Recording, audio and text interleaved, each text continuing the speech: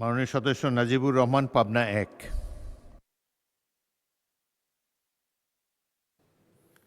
আলহামদুলিল্লাহ, ওয়াসসালাতু ওয়াসসালামু আলা রাসূলিল্লাহ, ইন্না লিল্লাহি ওয়া ইন্না ইলাইহি রাজিউন।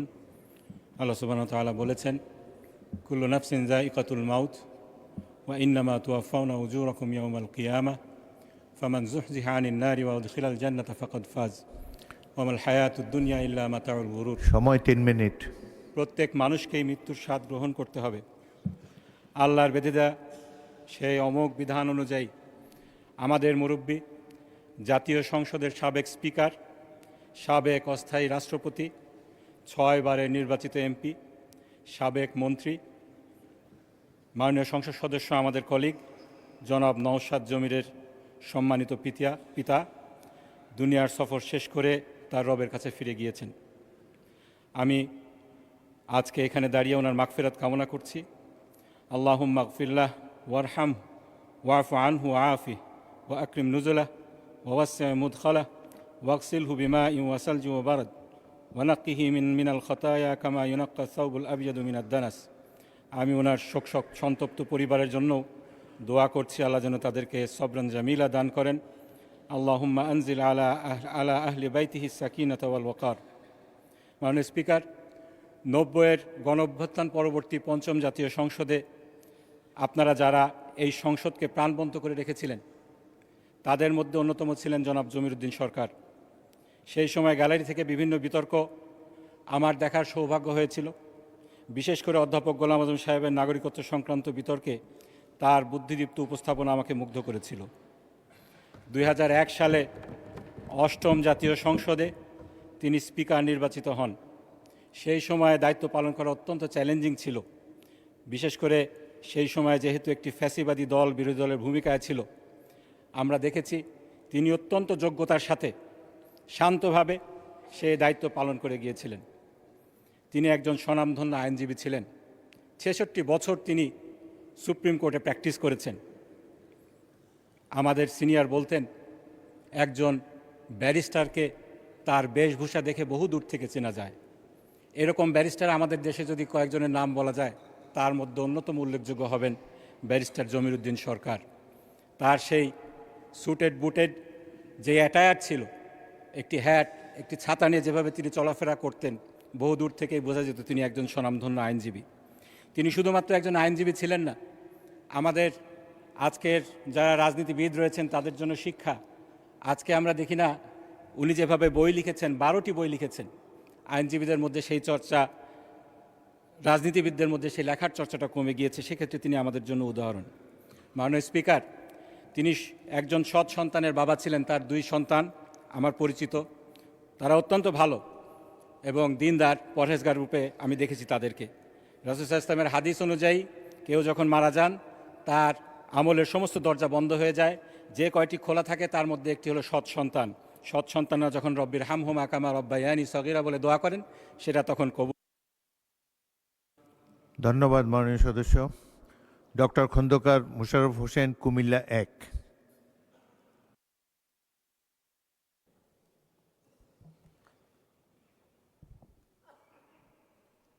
বিসমিল্লাহির রহমানির রহিম। মাননীয় স্পিকার, আপনাকে ধন্যবাদ। 3 মিনিট। আমাকে আমাদের একজন দীর্ঘদিনের কর্মী,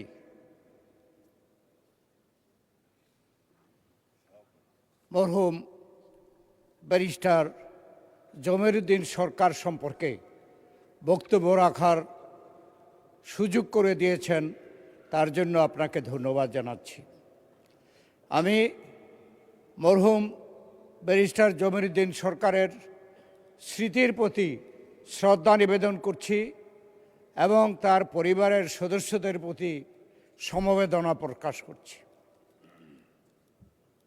মরহুম জমিরুদ্দিন সরকার, তিনি একজন অত্যন্ত সফল আইনজীবী। তার জীবনে আইনজীবী হিসাবে তিনি একজন সফল আইনজীবী।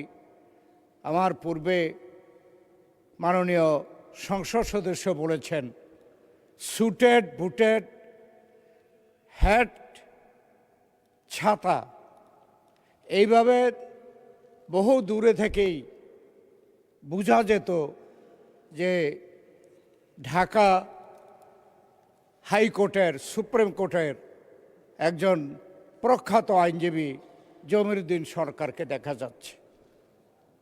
তিনি একজন সফল আইনজীবী, যারা ওনার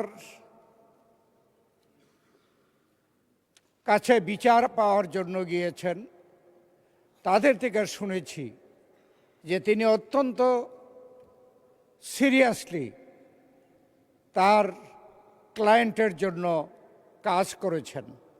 তিনি একজন সফল আইনজীবী, তিনি একজন সফল রাজনীতিবিদ হিসাবে বলতে গেলে তিনি শহীদ প্রেসিডেন্ট জিয়াউর রহমানের সময়ে তিনি বিভিন্ন পদে রাজনীতিতে অবদান রেখেছেন। তিনি দেশনেত্রী বেগম খালেদা জিয়ার নেতৃত্বে তিনি অবদান রেখেছেন বিভিন্ন পদে, এবং এই পার্লামেন্টে একজন স্পিকার হিসাবে তিনি অবদান রেখেছেন। আজকে যেহেতু সময় নির্ধারিত, ব্যারিস্টার জমিরুদ্দিন সরকার সম্বন্ধে বলতে গেলে দীর্ঘ সময় বলতে হবে।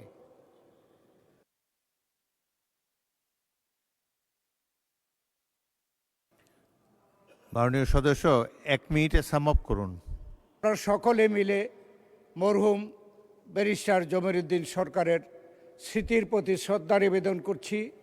তার পরিবারের পরিজনকে আমরা সমবেদনা জানাচ্ছি, এবং পরিবারের সদস্যদের সাথে আমাদের সাথে একজন কলিগ আছেন এখানে, যে তিনিও ব্যারিস্টার নওশের জামির। আমি তাদের সকলের সাফল্য কামনা করি। আমরা তাদের সকলের দীর্ঘায়ু কামনা করি। আমরা পুনরায় ব্যারিস্টার জমিরুদ্দিন সরকারের প্রতি শ্রদ্ধা নিবেদন করে আমি আমার বক্তব্য শেষ করছি। ধন্যবাদ। ধন্যবাদ মাননীয় সদস্য। পরবর্তী বক্তা মাননীয় স্বরাষ্ট্রমন্ত্রী সালাউদ্দিন আহমেদ। মাননীয় স্পিকার, আপনাকে ধন্যবাদ। যেহেতু আজানের কিছুক্ষণ পরে আজান পড়বে, আপনি 3 মিনিটে শেষ করলে ভালো হয় আর কি। ধন্যবাদ মাননীয় স্পিকার। ব্যারিস্টার জমিরুদ্দিন সরকার তিনি লিখতেন SIR কে, তো একজন সুটেড বুটেড আপাদমস্তক জেন্টলম্যান, তিনি আমাদের পিতৃতুল্য ছিলেন, কিন্তু কখনো আপনি ছাড়া কথা বলেন। তাকে 3 পিস ছাড়া চেনা যেত না। তার এলাকায় একজন ভোটার তার নিজের মুখে বলা গল্পে বলেছেন, একদিন পায়জামা পাঞ্জাবি পরে গেলে তাকেই জিজ্ঞেস করেছেন ব্যারিস্টার সাহেব কোথায়, ওনাকেই জিজ্ঞেস করেছেন। তো তাকে সারা জীবনে আমরা 3 পিস সুটেড বুটেড স্পিকার, ভারপ্রাপ্ত রাষ্ট্রপতি, শিক্ষামন্ত্রী, আইনজীবী এই হিসাবেই জেনে যাব। কিন্তু সারা জীবন ওনার যা প্র্যাকটিস, কর্মজীবন আমার বয়সের সমান ওনার কর্মজীবনের পরিধি। এই কর্মজীবনে তার সুনাম ছাড়া কোনো দিন কোনো ব্যক্তি, কোনো ক্লায়েন্ট এবং কোনো মানুষ আইনজীবী হিসেবে তার বিরুদ্ধে কোনো দিন কোনো সমালোচনা করেননি। দলের প্রতি শতকরা শতভাগ নিবেদিত একজন মানুষ। তাকে আমি শিক্ষামন্ত্রী হিসেবে পেয়েছি আমার কর্মজীবনের প্রথম দিকে, এবং আমার সিনিয়র কলিগ হিসেবে পেয়েছি তার কর্মজীবনের শেষের দিকে। তিনি আমাদের স্ট্যান্ডিং কমিটির one of the senior most member. আজকের এই পার্লামেন্ট উনি থাকার কথা ছিল, কিন্তু বয়সের ভারে তিনি তার সন্তান ব্যারিস্টার নওশাদ জামিরকে মনোনয়ন দেওয়ার জন্য অনুরোধ করে তিনি নিজে আর এই নির্বাচনটা করেননি।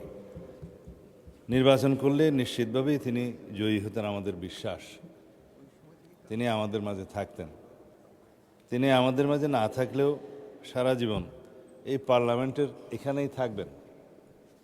আমরা শুনেছি, জানতে পেরেছি প্রথা মাফিক পার্লামেন্টই যেখানে সাবেক স্পিকারদেরকে কবরস্থ করা হয়, সমাধিস্থ করা হয়, সেখানেই ওনাকে আজকে তার দাফনটা করা হবে, কবর দেওয়া হবে। সুতরাং তিনি পার্লামেন্টেই থাকবেন। তিনি পার্লামেন্টে ছিলেন, তিনি সংসদ সদস্য ছিলেন, তিনি আইনজীবী ছিলেন, তিনি আইন প্রণয়নকারী ছিলেন, তিনি স্পিকার ছিলেন, তিনি সাবেক রাষ্ট্রপতি ছিলেন এবং সেরকম একজন সাকসেসফুল মানুষ আমাদের জন্য ভবিষ্যতের অনুপ্রেরণা হয়ে থাকবে। স্পিকার হিসেবে নয়, এখানে আমি তাকে সংসদ সদস্য হিসেবে যে ভূমিকা রাখতে দেখেছি, যা কিছু আমরা তাদের কাছ থেকে শিখেছি পরবর্তী জীবনে সেটা আমরা প্রয়োগ করার চেষ্টা করব। মাননীয় স্পিকার, ধন্যবাদ আপনাকে। আমি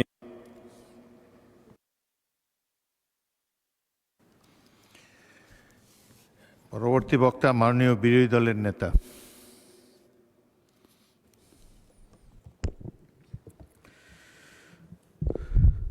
মাননীয় স্পিকার, আপনাকে ধন্যবাদ। আলহামদুলিল্লাহিল্লাযী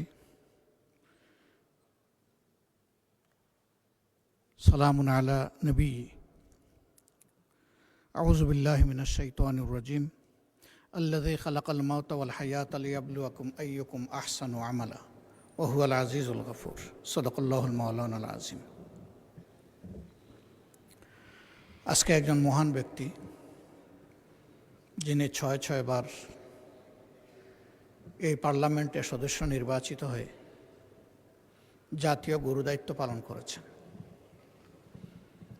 যিনি মহান পার্লামেন্টের স্পিকার ছিলেন, যিনি অস্থায়ী রাষ্ট্রপতি ছিলেন, আইন অঙ্গনের একজন তারকা আইনজীবী ছিলেন।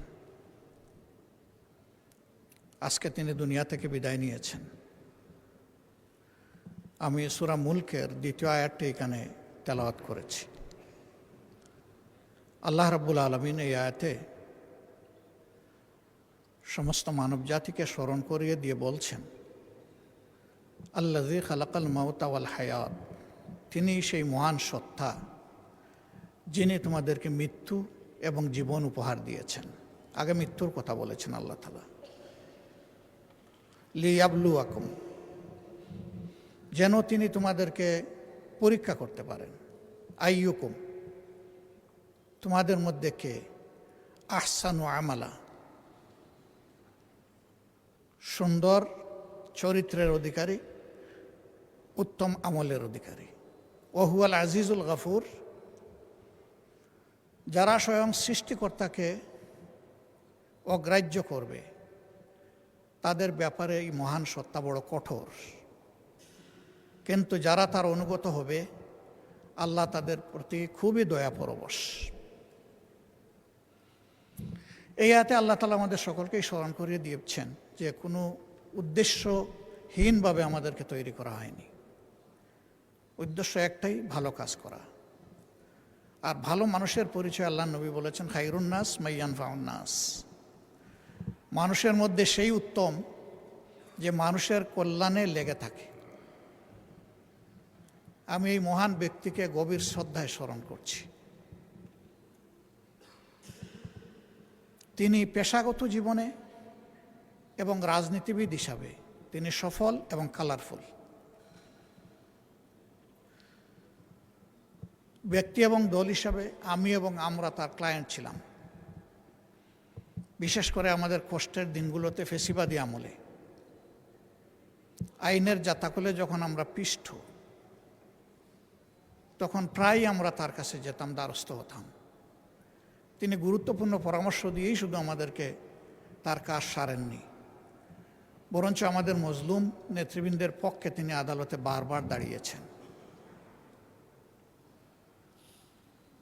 এরকম তো আরও অনেকেই দাঁড়িয়েছেন, কিন্তু তিনি একদিক থেকে ভীষণ ব্যতিক্রম ছিলেন। প্রথমবার থেকে আমরা চেষ্টা করেছি কৃতজ্ঞতা স্বরূপ তাকে কিছু ফি দেওয়ার। শেষ পর্যন্ত আমরা এই কাজে সফল হইনি। তিনি বলতেন এটা আমার নৈতিক দায়িত্ব, এটি আমার জন্য সুযোগ। একসাথে রাজনীতি করেছি, তাদের জীবনের এই কঠিন চ্যালেঞ্জিং মুহূর্তে আমার মধ্যে সামান্য মানবতা থাকলে আমার পক্ষে তার কাছ থেকে তাদের পক্ষে ফি নেওয়া সম্ভব নয়।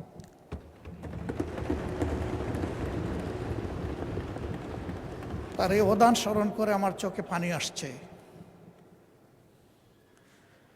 আমরা তার ঋণ পরিশোধ করতে পারবো না। তিনি স্পিকার হিসাবে পার্লামেন্টকে প্রাণবন্ত করে রাখতেন, আর আইনের অঙ্গনে তিনি অনেকের গুরু। তার চলন বলন সব কিছুই ছিল শিক্ষণীয়। কিন্তু এরপরে তিনি মানুষ, কোনো মানুষই আমরা ভুলের ঊর্ধ্বে না। মহান রবের দরবারে দোয়া করি আল্লাহ তার এই বান্দাকে তার ভুল ত্রুটি ক্ষমা করে দিন। তার কোনো গুনাহ থাকলে আল্লাহ তাআলা নেকিতে রূপান্তরিত করে দিন, এবং আল্লাহ তাআলা তার এই অনন্ত সফরে নিজেই তার সঙ্গী হিসাবে উত্তম ফেরেশতাদেরকে নিয়োজিত করুন।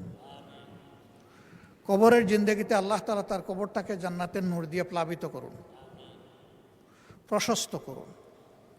শিলা, বরফ এবং পানি দিয়ে আল্লাহ দৌত করে তাকে বেগুনা করে দিন। তার কবরের সাথে আল্লাহ রাব্বুল আলামিন তার প্রিয় জান্নাতের একটা মায়ার জানালা খুলে দিন। তার পরিবারের সম্মানিত সদস্যবৃন্দ, আপনজন, প্রিয়জন এবং তার রাজনৈতিক সহকর্মীবৃন্দকে আল্লাহ তাআলা উত্তম সবর করার তৌফিক দান করুন। এই সমস্ত মানুষদের জীবন থেকে আমরাও যেন অনুপ্রাণিত হয়ে নিজেদের কর্তব্য নির্ধারণ করতে পারি। আল্লাহ আমাদেরকে সেই তৌফিক দান করুন। আমরা একটু পরেই বিসমিল্লাহি আলা মিল্লাতে রাসূলিল্লাহ বলে মহান আল্লাহর কাছে তাকে সমঝে দেব। মাটির একটা পর্দা দুনিয়া থেকে তাকে বিচ্ছিন্ন করে ফেলবে। সেই সময় মহান আল্লাহ যেন নিজেই তার সঙ্গী হয়ে যান, সেই দোয়া করছি। আমাদের সবাইকে আল্লাহ তাআলা ক্ষমা করুন। এই সংসদে অতীতে যারা স্পিকারের দায়িত্ব পালন করেছেন আল্লাহ তাদেরকেও ক্ষমা করুন। এখন যারা জীবিত মৃত আমরা আছি সবাইকে আল্লাহ ক্ষমা করুন। আল্লাহ রাব্বুল আলামিন এখান থেকে আমাদেরকে শিক্ষা নেওয়ার সুযোগ দিন। একদিন আমাদের জন্য মানুষ পড়বে ইন্না লিল্লাহি ওয়া ইন্না ইলাইহি রাজিউন।